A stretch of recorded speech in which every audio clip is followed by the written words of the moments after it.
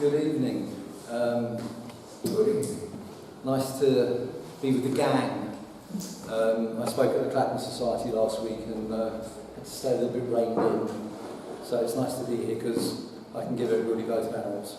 So I'm one of the trustees of the Friends of Clapham Common, and I'm one of the trustees and the chair of Wild Clapham, which is a new charity registered about a year ago, and it's set up very specifically to focus in on biodiversity, ecology and climate resilience across the common. Hopefully you'll have seen some of the changes that have happened over the last 3 or 4 years. More trees, got more wildflower meadows, more scrubland. So I'm going to talk for about 40-45 minutes. I'm going to talk in general for a while and then I'm going to whiz you through a slideshow of all the projects that we've done. And then it'd be really good to have a Q&A at the end, because I think that's often very useful for people. So I'm not a qualified ecologist and I'm not really a biodiversity expert. I'm a landscape designer and I feel like an old druid. I've been doing it for about 30 years, mainly in London and the home counties, a little bit of work in Europe, which has been interesting. So I've always been very curious about the way green spaces affect us, the way they make us feel, and that goes for both gardens and both for our parks and our commons. And my design training has always been to try and create these sort of achingly beautiful gardens that you see in house and gardens, and everything clipped, you know, perfect, lots of hybridised plants everywhere, not a brown leaf in sight. Having since I joined the Friends of Clapham Common, I've had to go back to school, and I've been on a very steep learning curve for about the last 4 years, realising that it's almost the diametric opposite that you need to do on a common if you want to really promote ecology and biodiversity. You want to be messy, you know, you don't want to tidy everything away. So it's been a great journey, and I'm going to talk to you about why, how and what we've done. Before I go through what we've done, I want to explain the reasons why we've done it. Some of them will be fairly obvious, and then at the end I'm going to quickly skip through how we've done it, because I think that's actually very interesting. So there were 2 main reasons why we did it, and the first is I've been lucky enough to live at Clapham South for about 35 years. Started off living next door to Jean. And to be frank, if I wanted to go for a lovely walk in one of our local commons, I would have gone to Tooting Common or to Wandsworth Common. They're more interesting, there's more to discover there, they're wilder, there's more of a journey through them. And in comparison, Clapham Common I almost never went to really, because I always found it very straightforward, relatively featureless, and to be frank, kind of rather boring. Design-wise, everything on Clapham Common really used to happen on just one of 2 axes. You either have very, very vertical tree trunks, or you have enormous, endless acres of cut and empty grassland, horizontal grassland. And that whole middle story, the whole understory, that middle section, where all the good stuff happens, was missing. It had just gone.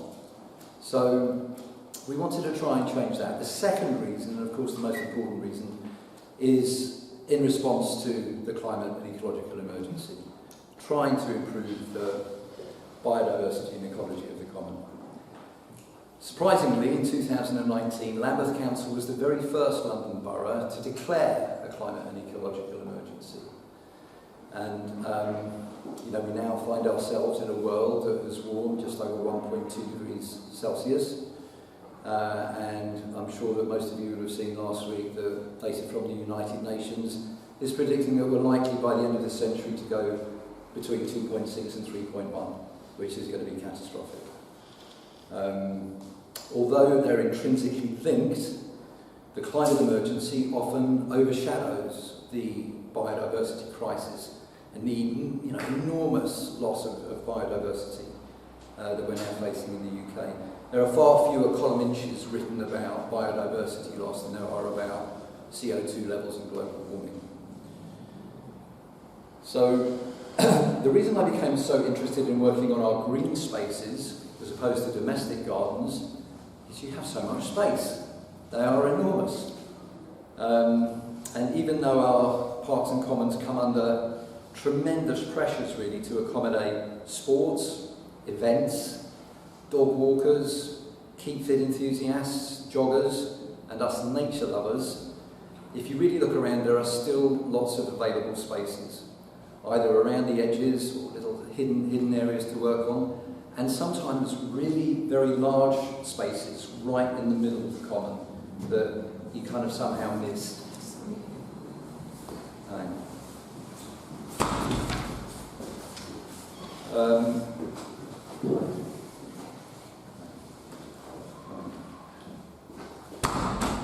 So at just over 80 hectares, which is 220 acres, Clapham Common is Lambeth's largest green space by a long shot.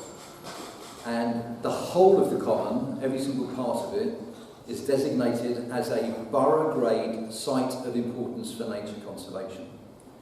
So is Tooting Common, so is Wandsworth Common. How many people here know that Clapham Common is designated as a site of importance for nature conservation?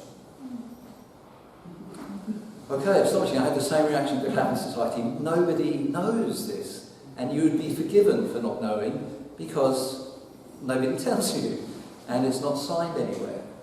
But all three commons, and Brockwell Park as well, they're all sites of importance for nature conservation. They have been for decades.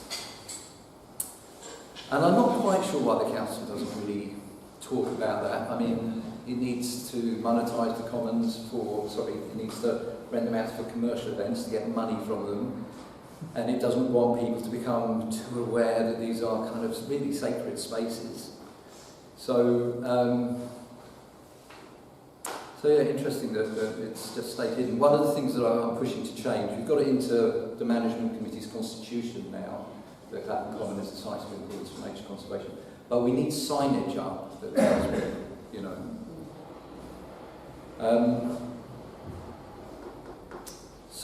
Friends groups are amazing, and I love them, and I'm very, very proud to be part of, trustee of the Friends of Clapham Common. But we're really quite political. And we are not shy in coming forward, and we are often sparring with Lambeth over environmental protections, over major events. A couple of years ago we very diligently unpicked an enormous plastic grass project that was planned for the bowling greens. They wanted to cover the bowling greens in 2,000 square metres of plastic grass. Caroline was very supportive and helpful at the time. So you've got to really keep an eye on them. So, half the time the friends in Lambeth were, shaking each other's hands, going great tree planting projects, and the rest of the time we're locked in battle, and we end up in public inquiries, and it's heavy and it's serious. So I wanted to create a separate organisation that was a safe space for Lambeth to land in, without fear and trepidation that it's all going to go haywire and that we're all going to be at war again. So Pat's very kindly agreed to do the slides if you do the next one. So we set up Wild Clapham, which, as I mentioned, has its sole focus on ecology, biodiversity and climate resilience. We do have a voice and we do make our views very clear, but we're a safe organisation for Lambeth to work with. They feel comfortable with us, and we work together very, very well. Wild Clapham has a seat on Lambeth's Biodiversity Forum, which doesn't meet anywhere near as often as it should, but it gives us the opportunity to develop relationships with other conservation agencies. And we've done this. So we've got really good relationships with the London Wildlife Trust, Butterfly Conservation, Frog Life, the RSPB, and these people are our experts, and they really help us when we put together our new projects. Pat, would you do the slide? So this is just a map of the overall common. I want to talk to you just a little bit about green space in London. According to figures from GIGL, which you may never have heard of, it's GIGL, it stands for Green Space Information for Greater London. And it has the most incredible database of everything that's happening. All the green spaces, all rare species. A lot of their database is private and confidential because they don't want people going along and stealing eggs or doing anything like that. And according to their data, 42.5% of Greater London is still considered proper green space, which is quite heartening. I mean, you wouldn't maybe have thought that it was quite so huge. And modern ecological practices have changed in direction over the last 15 years. Instead of trying to conserve and protect increasingly isolated areas of land, there's been a switch towards trying to connect these green spaces up. And they use quite childlike language when they describe it, but the push is to make our green spaces bigger, better, and to connect them using corridors and stepstones between them. So it's a big switch. It happened as a result of a report in 2010 from Sir Professor John Lawton. It was a report on the state of nature under Cameron's government, and it caused a big turnaround. It's a big deal. All the biodiversity action plans that all London boroughs now have are all based on this new way of looking at green space. Again, according to GIGL's data, about 23% of Greater London is made up of private domestic gardens, and over half of this, at 14%, is still vegetated green garden space. Now that means it's not paved over, it's not concreted over, decked over, it's not covered in plastic grass. So that's a huge whack of land, it's enormous. So we need to take the general public with us on this journey, and it's something I actually feel really quite passionate about. We need far more effective public awareness campaigns to alert them about the dire state of nature, and we need to help and educate the public in terms of how they can really help. And I know there are some groups here this evening like Beautify Balham that are doing that already, which is great stuff. But in my view, we need our local authorities, and perhaps even the Mayor of London, to kind of really step in and to do much, much more. We can't just rely on our parks, our commons, railway sidings, tiny pocket parks and cemeteries to do all the heavy lifting. We're not bringing everybody with us, and all those areas on their own can't do it all. So the National Lottery Heritage Fund is just launching a new campaign, making £15 million available to spend very specifically on improving nature in towns and cities across the UK. And I actually have a meeting with Lambeth Council tomorrow to explore how we can put together a bid for this purpose. And I will be urging Lambeth to apply for funds for targeted campaigns aimed at the general public to do much more in their own gardens to support our wildlife. Even simple things like putting up more bird and bat boxes, keeping log piles for habitat for beetles and other invertebrates, introducing certain food foliage plants to support caterpillars and the larval stages of insects. If we have no caterpillars, we have no butterflies. We need to put advice out on how to look after your green space, like don't cut your garden back to nothing in the middle of the nesting season, which is what I just see happen all the time. And it's not because it's, we're full of bad people. People just really don't know. They're not clicked in, they're not synced with this. So we need to cut gardens back between October and early February. And we need to leave a greater degree of density in our gardens. A lot of my clients who I love dearly, everything has to be like really super skinny, so they have the maximum amount of space. Let things bulk up a little bit, let it go just a little bit. Otherwise we have no habitat. And we need to help the public learn to share. And that's a big word because, you know, particularly in this area, people don't want to do that, you know. They just don't want to show it's mine. And it's like, you know, there's a brown leaf over there, we need to remove it, you know. So we really do need to help our wider public. And although we've had a lot of support for the projects that we've done across the Common, Lambeth Park still gets lots of complaints about the grass being allowed to grow longer. You know, why are there so many weeds everywhere? You know, why is everything looking messy? They tend to send those to me these days, but you know, they're not weeds, they're our native wildflowers. You know, so one of the biggest push that we need to make is to help the public change the shape of the aesthetic lens through which they view their green spaces. You know, we are a very tiny country because we're a wealthy country, and for decades people have got used to everything being just so.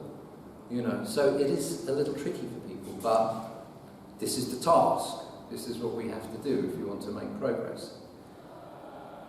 And we've got large tracts of land now on Clapham Common where we don't need to do any maintenance at all. We've realised that you don't, even once a year, you don't need to cut back.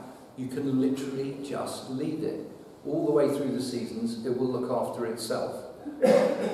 And the joy for councils on this is it saves so much money. You know, if they're not having to get the guys out in the tractors with the cutters, you know, it's money that stays in the budget. Which is really important. All councils are in a terrible state. They're all inches away from declaring what's called a Section 114, which is basically a declaration of bankruptcy. This year Lambeth has 0 funds for parks and green spaces, like nothing, really nothing at all. So, but we also need to invest with our parks operations teams. Now, this has been a big bugbear of mine working on Clapham Common. They've had years of underinvestment. They're not trained properly. They don't really know what they're doing when they go out with stringers and with cutters. It's a failing of standards on Lambeth's part, on our part, not to train them. So part of this National Lottery Heritage Fund, I want to see if we can get it for retraining our staff. If you can get Lambeth's operations teams to maximise the benefits of ecology and biodiversity, it's a massive, massive contribution. Our RSPB guy, the new guy who's joined us, told me a terrible tale of 2 blackcaps in Rockwell Park who were happily nesting in a blackberry thicket and a bramble thicket, and Lambeth just came along and just mowed the whole thing down. You know, and the birds went, you know, and left. You know, we can juice much more out of our green spaces. And success or failure in this lies in the detail. So again, one of the things we're really going to push for is for much, much better training with our parks teams. Now, before I get onto the slideshow, and the main thrust of this talk is positive and optimistic, I just want to share with you all some fairly jaw-dropping statistics about the state of nature in the UK. The Natural History Museum keeps its own rather clumsily termed biodiversity intactness index, and in 2021 they published their studies showing that the UK only has 53% of its biodiversity remaining. This is since pre-industrial levels. The safety level for humans is to drop to 90%, so we're already 37% below that, which puts us bottom of the G7. We're in the lowest 10% of countries globally, and we're a long way behind China. The 5 main drivers of the biodiversity apocalypse, which I'm sure many people in this room will already know, are climate change, pollution, habitat loss through changes in land use, over-exploitation of land and species, particularly animals that we keep as livestock, and the mass removal of species from our oceans. And the last one is the introduction of alien invasive species across continents and in different countries. Over the last 300 years, we've lost 90% of our wetlands. Most have been drained for development. And since the 1930s, we've lost 97% of our wildflower meadows. In 2021, the invertebrate charity BugLife published data showing flying insects have decreased by 60% in the last 17 years in the UK. And butterfly conservation's figures show an 80% decline in our butterfly species, and a third of all moth species. Just last year, coming to the end of this because it's deeply depressing, in 2023, the British Trust for Ornithology published their figures showing we've lost 73 million birds out of our skies in the UK since the 1970s, which is just unimaginable. You know, I can't even imagine 73 million birds. You know, and there are complex reasons for these losses, but all of them are to do with us and the way we behave on the surface of this planet. The insect apocalypse we're now experiencing is right up there as one of the main drivers for the decline in our bird populations. There are just no longer enough insects around and invertebrates to support our waning bird life. So, this disappearance of wildlife is also something that happens in silence. You don't really notice things changing by their absence, because they're not there. You clock things because they're present. So every new generation of humans that comes along has a shifting baseline. Youngsters today think that what they're seeing is normal, and that this is the baseline against which to measure future losses. So, I'm going to be a bit more happy now. Go to the next slide. So, this is what we've been up to, and this is where we started. So, I don't know how familiar you are with Clapham Common. This is the bandstand, right in the middle.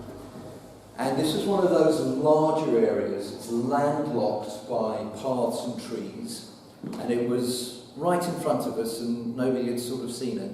It's 5.5 acres. It's huge. So they had a series of mounds running through it, which made us think that Lambeth are never really likely to develop this for sports pitches. It's too complicated and would cost too much money. So we thought it was a perfect place to start off with our scrublands. And for those of you who, probably everyone in this room has probably read Isabella Tree's Wilding book, scrubland is its own ecosystem on its own, it's its own habitat. So we got going. Next slide. So these are our tiny little shrubs that we started off with. This was in 2021, late 2021, and they look almost sort of insignificant and invisible in the landscape. But if we fast forward a couple of years, you can see that this empty box of tree lines and paths has now got some structure in it. And it's got some layering. So we're going to just stay there for a minute now.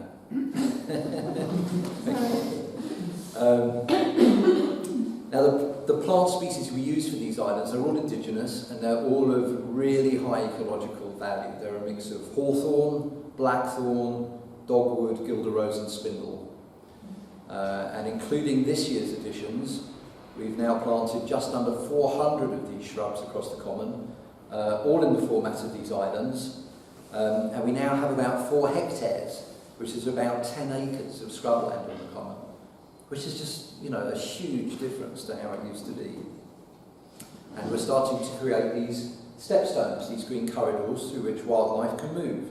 These are incredibly valuable for small birds, you know, that would be picked off by crows, you know, if they don't have any cover. Now we're going to go. Hawthorn has been the majority.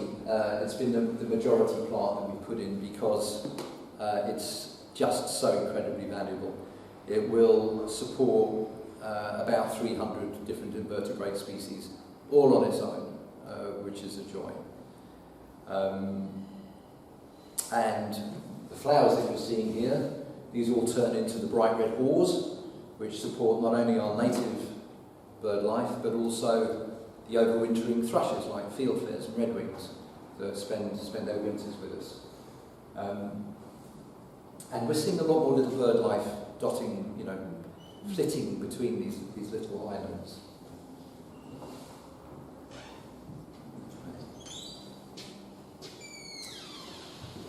So one of the other things from a design perspective that we did is we've jumped the paths with these islands, so that instead of the paths defining the landscape is itself, and the paths take you through it instead. So we're trying to kind of break it out a little bit. We're trying to mess it up a little bit and make it feel a bit more natural. So, okay, the next slide. So this is a spindle that I planted in 2021, and 2 years later it's really quite of a size. And this was a lost species to the common. So we've been trying to introduce species that have disappeared. It's a bit like having a holy jumper, and you need to reweave it, you need to restitch the fabric of it. And so we're trying to restitch the fabric of the common here. And if you do incorporate plants like spindle, you get fellows like these. This is a spindle ermine moth. And I absolutely love this character because it looks like it's just had its coronation. You know, it's wearing its, proudly sporting its gown. The UK has 59 species of butterflies, if you include 2 of the migrant species, clouded yellows and painted ladies.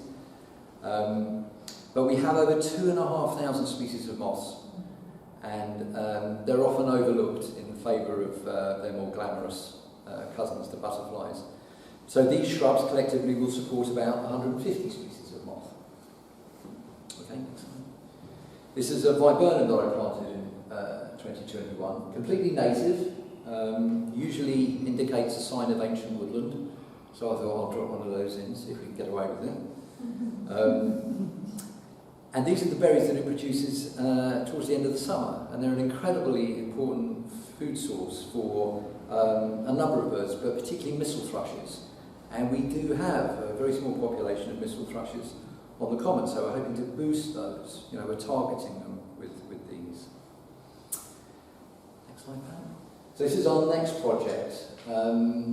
This is a triangle of land that is along Windmill Drive, just outside bandstand beds and near the children's playground.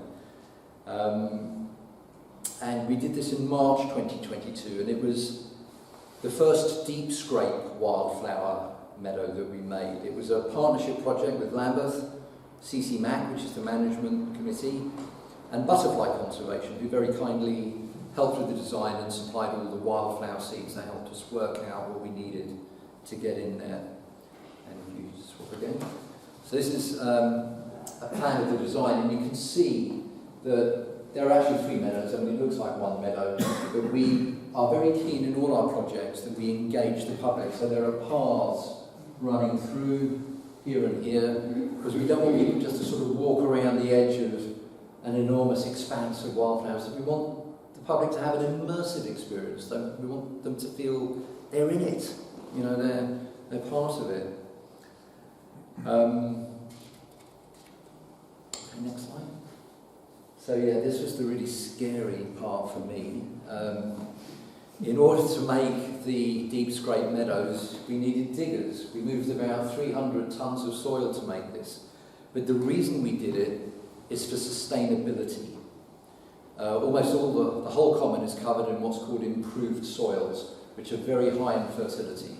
And if you just scarify them and throw some wildflower seeds around, you'll get some blooms in year 1, but by the end of year 2, they're all being gouged out by the grasses again, and it will fail.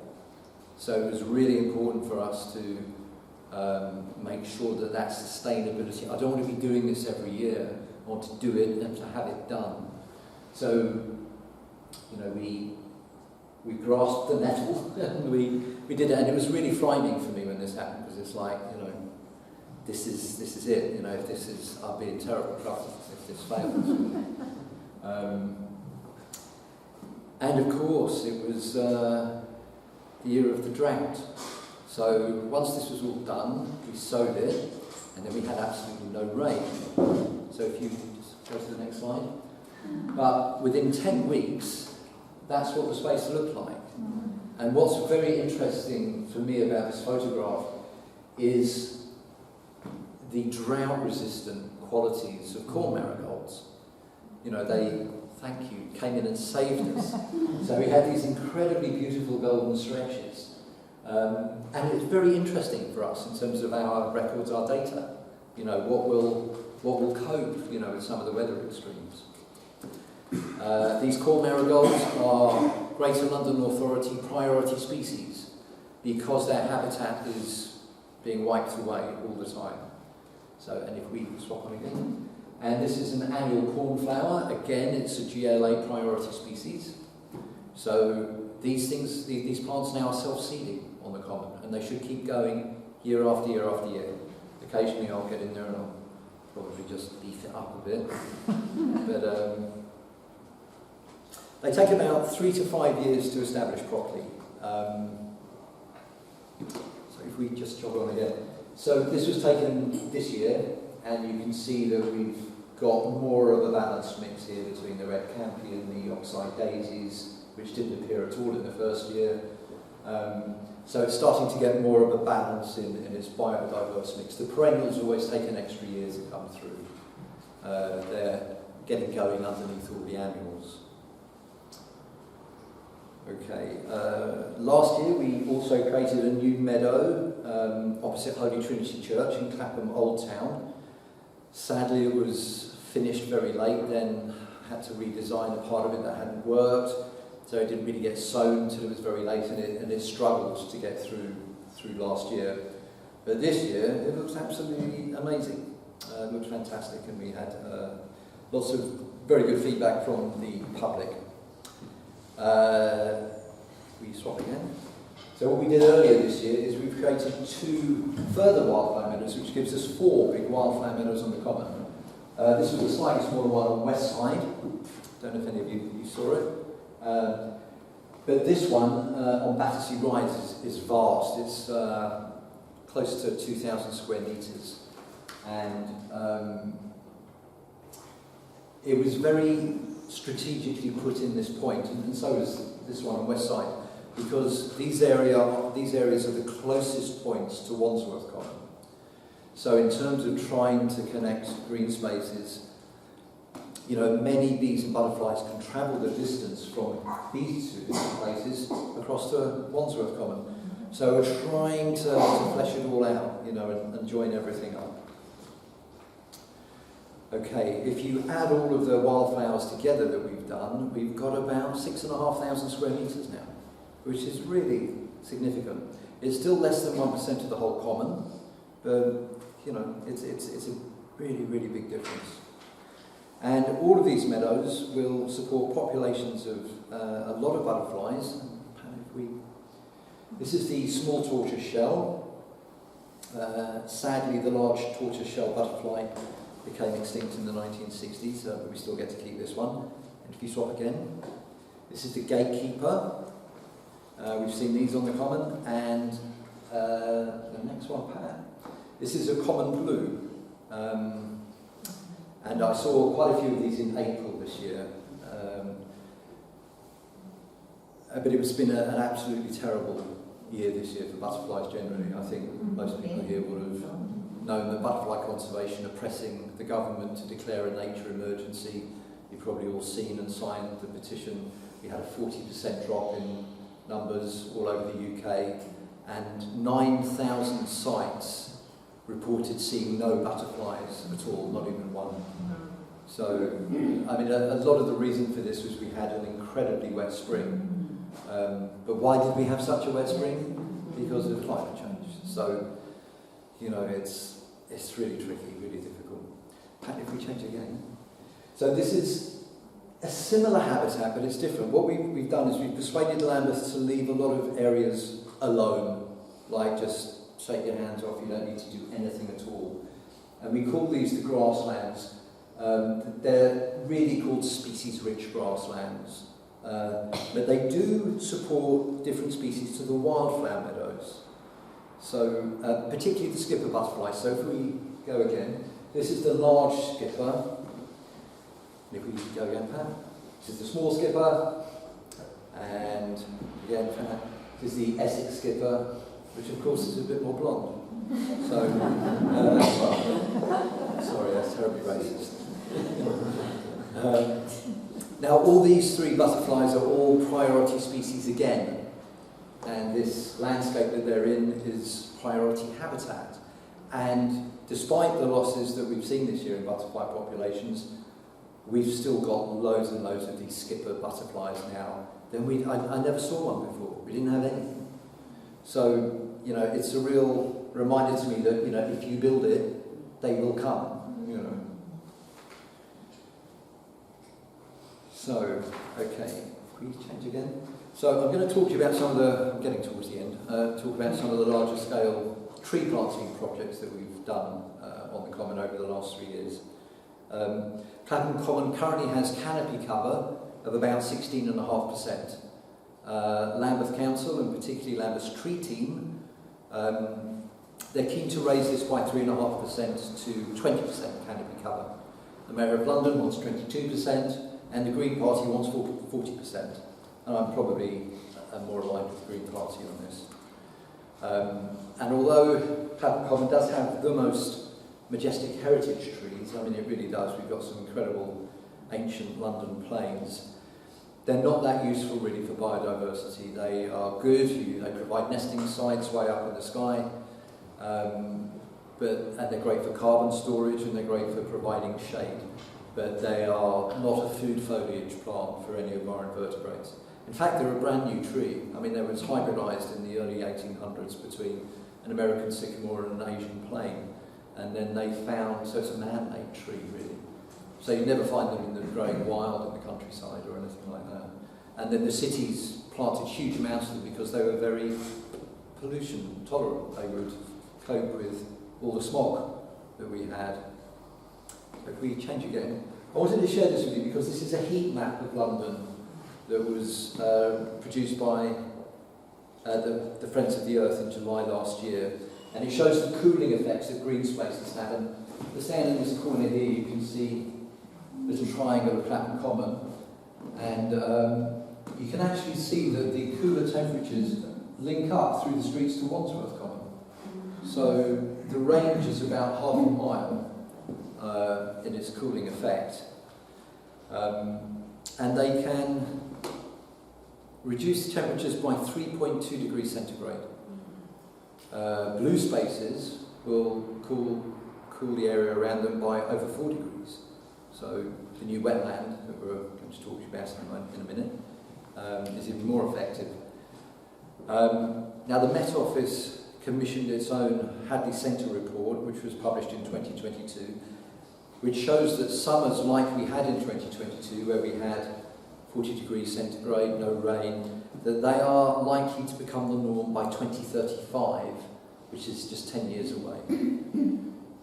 So we've been really keen to get as many trees in the ground as quickly as possible.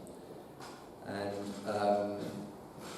over the last few years we've planted with Lambeth just over 200, which is an actual 10% increase on the existing tree stock. So, yeah, that's huge. That's really big. And the Friends of Wild Clapham have had input on all the site locations and all the tree species. So we're putting our heads together here and we're trying to work it out together. We've purposely pushed for, again, reintroduction of lost native species. So we've reintroduced wild service tree, quaking aspen, and we've now got the first Scots pines ever planted on the Common, which is great. We've bulked up our existing stock of disease-resistant elms. You'll all be aware that we lost so many to Dutch elm disease. And if we just ping again. This is a white-letter hairstreak butterfly. You can see the upside-down W on its wing that gives it its name. And it's entirely reliant on elms for its food foliage and for its food source. So, you know, we're hoping to see a return of these. You have small colonies on Tooting Common. There are some actually in Vauxhall Pleasure Gardens. So they're around. But again, if you build it, they will come. So we're hoping that'll be the case.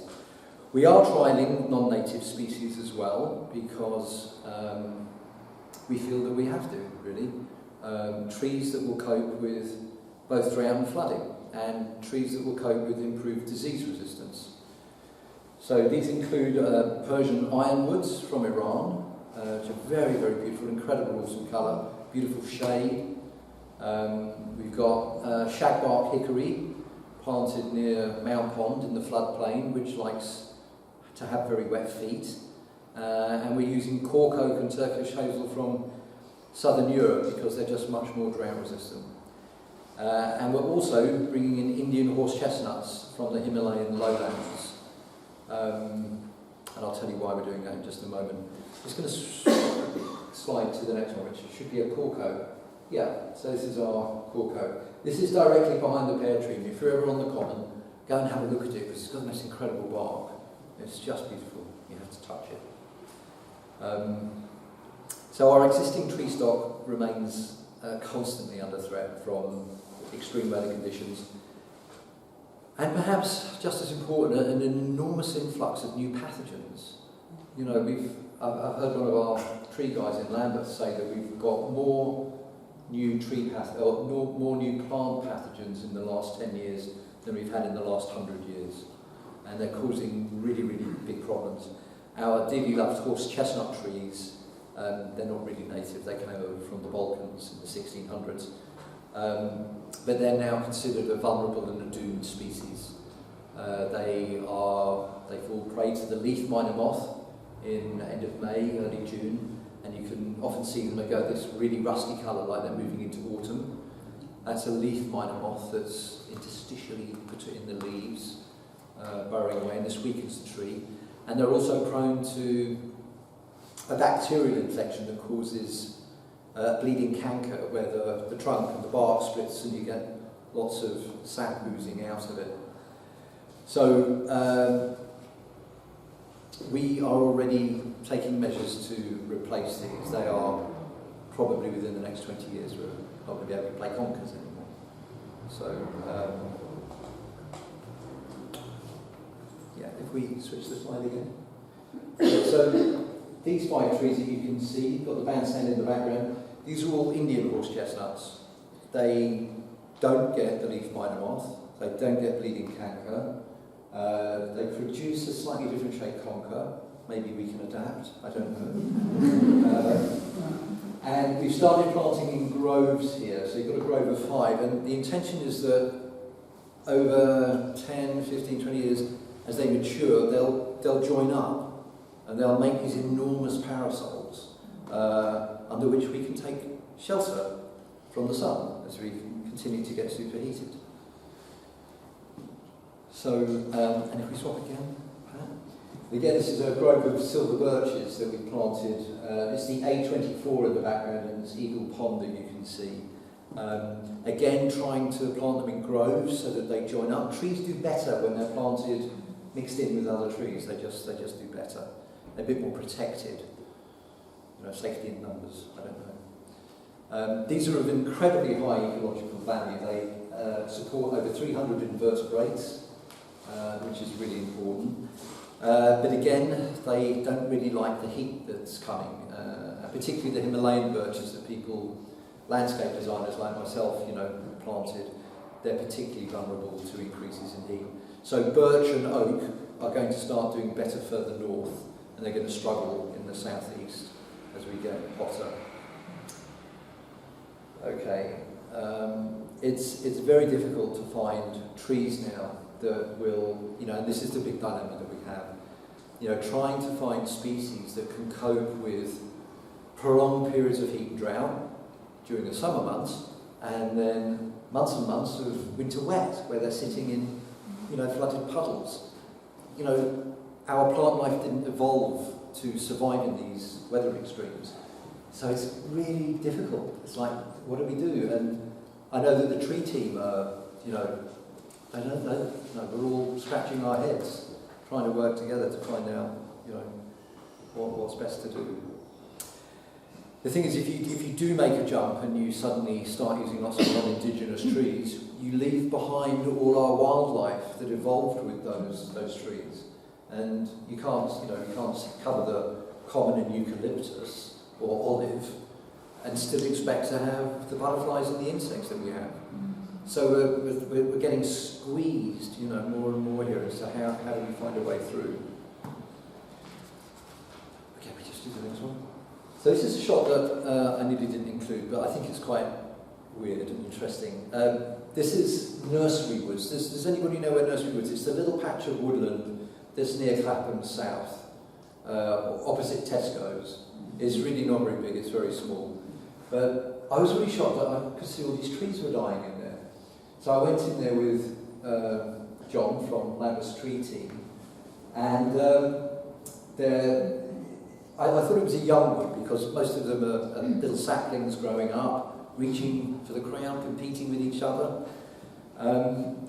And I thought in time some of these trees will break through and become, you know, really big, and the smaller ones that didn't make it, they'll disappear. But the whole of this wood is infected with Dutch elm disease. And when the trees get to about 10-15 years old, the bark beetle takes the fungus under the bark, infects the tree, it gets vascular collapse, and it starts to die. And as it dies, it puts up lots of new suckers, all of which will get to about 10 or 15 years old, get infected with the bark beetle, start to die and produce more suckers.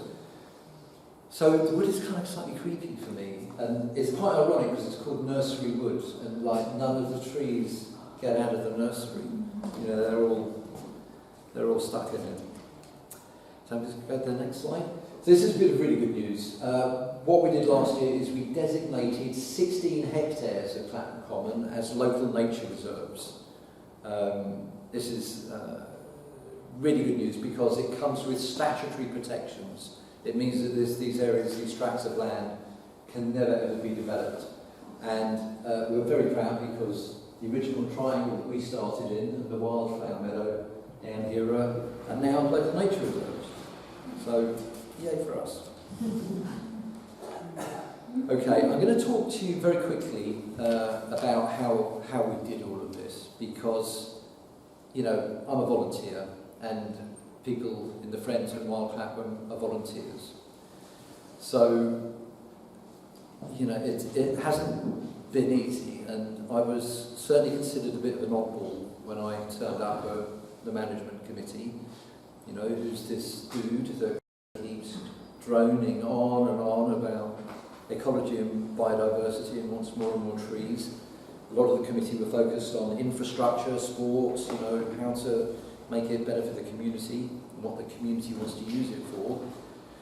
And you don't get a handbook, you know, as to how to break into the system of Lambeth. You don't. Nobody tells you. You know, you have to work it all out for yourself, you know, and the workforce and the management structures within Lambeth are really complicated. You need to work out who's responsible for what, how it's all connected up.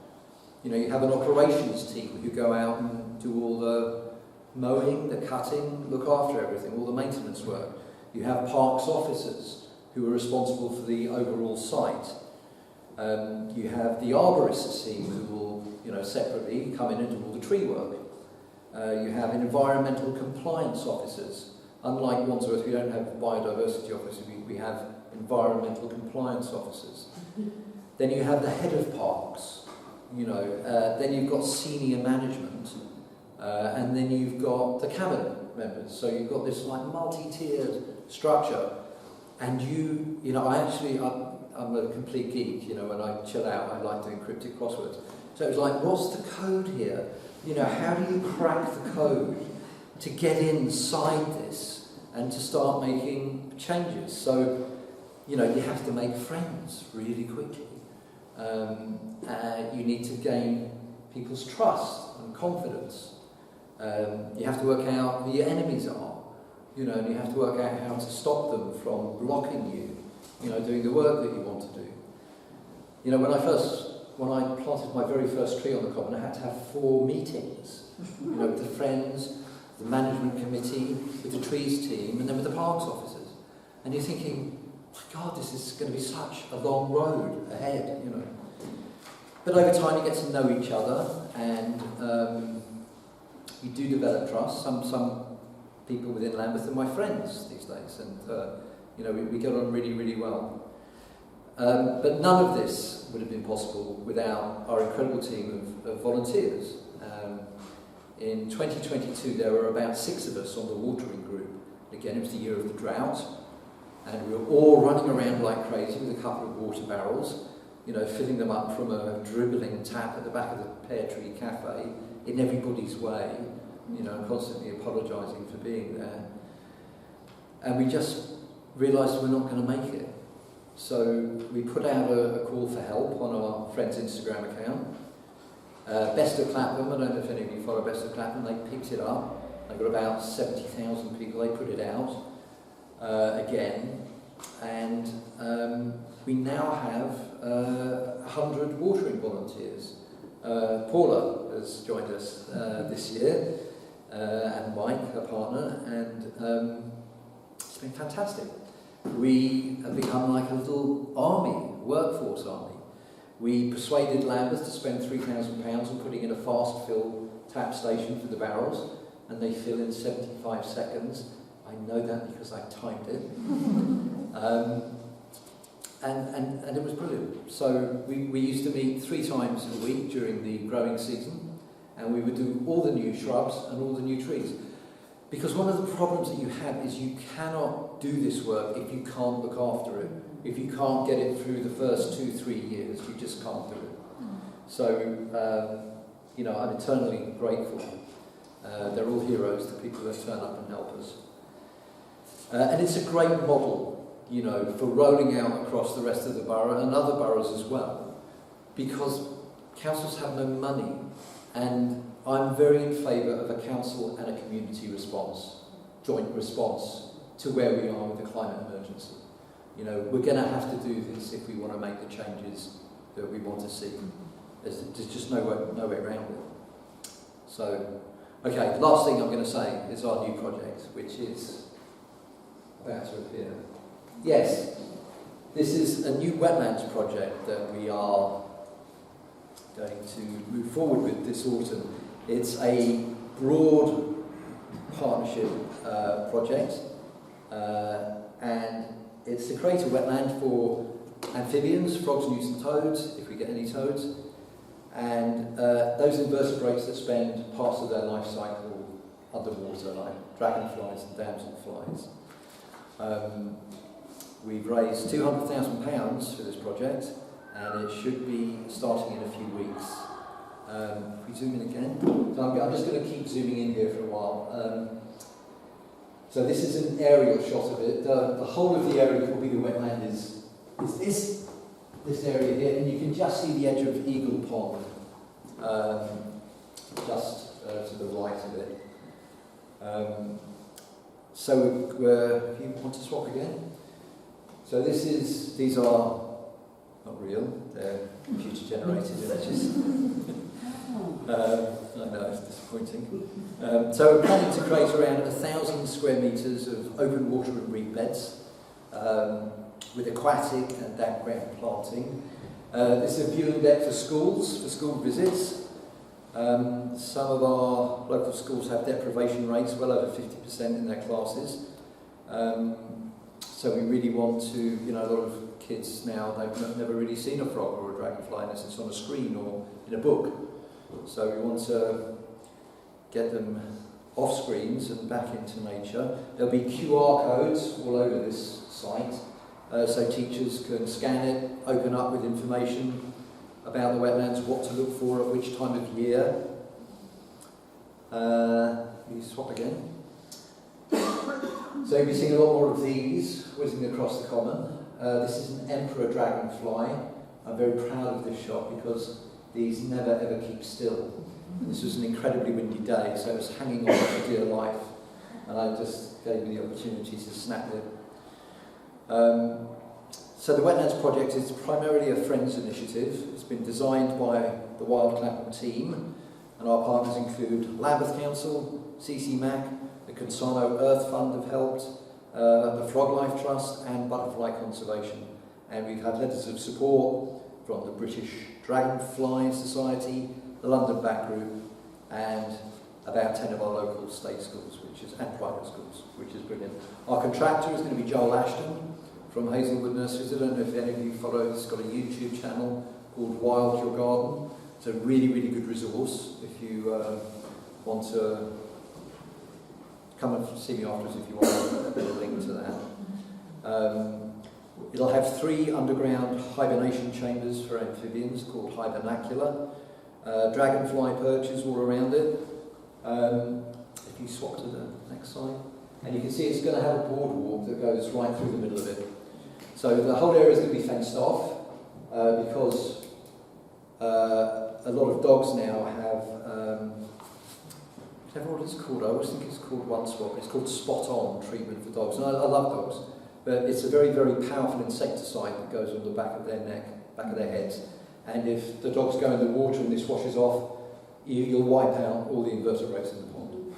So the trade-off was we can fence it off if we put a boardwalk through the middle, so you get these 360-degree panoramic views of what's hopefully going to happen. We're also funded by the Mayor of London, so this is a GLA-approved project. Priority habitat, supporting priority species. Pat, we're doing so well. Anyway, it doesn't really matter. I brought some booklets along. If you go to play at the top, it should click on that. There we go. So I've got some wild spaces booklets. We sold so many of them. They're £2 each. This is produced by Butterfly Conservation. What you can do in your own garden to help. And this is a brilliant book called Insect Inside. It was put together by the author is Penny Metal, and the whole thing was photographed in Warwick Gardens in Peckham. And this is David Attenborough Sanders' photos in here. I really recommend this. It's mind blowing. And Penny Metal has kindly agreed to let us use some of the images on our website. So we are delighted. Listen, I'm going to leave it there because I've gone on forever. Thanks so much for bearing with us, and really happy to take any questions.